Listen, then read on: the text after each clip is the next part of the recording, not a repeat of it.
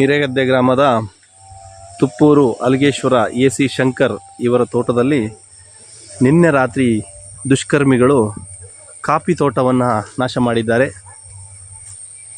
ರಾತ್ರಿ ಸಮಯದಲ್ಲಿ ಬಂದು ಹಲವಾರು ಕಾಫಿ ಗಿಡಗಳನ್ನು ಕಡಿದಿರ್ತಕ್ಕಂಥ ದೃಶ್ಯ.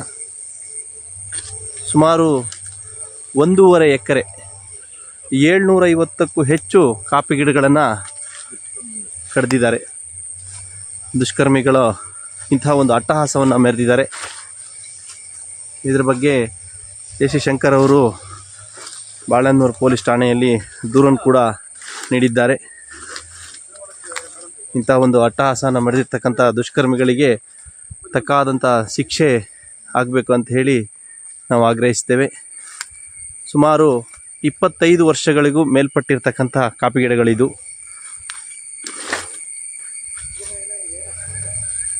ಬೆಳೆ ಸಂಪೂರ್ಣವಾಗಿ ನಾಶವನ್ನು ಮಾಡಿದ್ದಾರೆ. ಈ ರೀತಿ ಕಡಿದು ಹಾಕಿದ್ದಾರೆ. ಇದರಲ್ಲಿ ಅತ್ಯುತ್ತಮವಾದಂಥ ಕಾಫಿ ಬೆಳೆ ಕೂಡ ಇತ್ತು. ಈ ರೀತಿಯಾದಂಥ ಕಾಫಿ ಬೆಳೆ ಇದೀಗ ತಾನೇ ಪುಟ್ಟ ಪುಟ್ಟ ಕಾಯಿಯೊಂದಿಗೆ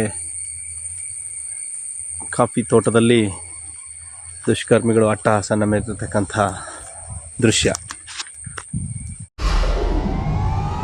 ವಿಡಿಯೋ ನೋಡಿದ್ದಕ್ಕೆ ಧನ್ಯವಾದಗಳು. ಮುಂದಿನ ವಿಡಿಯೋದಲ್ಲಿ ಸಿಗೋಣ. ಕ್ಷಣ ಕ್ಷಣದ ಸುದ್ದಿಗಾಗಿ ವೀಕ್ಷಿಸಿ ನ್ಯೂಸ್ ಕರ್ನಾಟಕ, ಸದಾ ನಿಮ್ಮ ಜೊತೆ.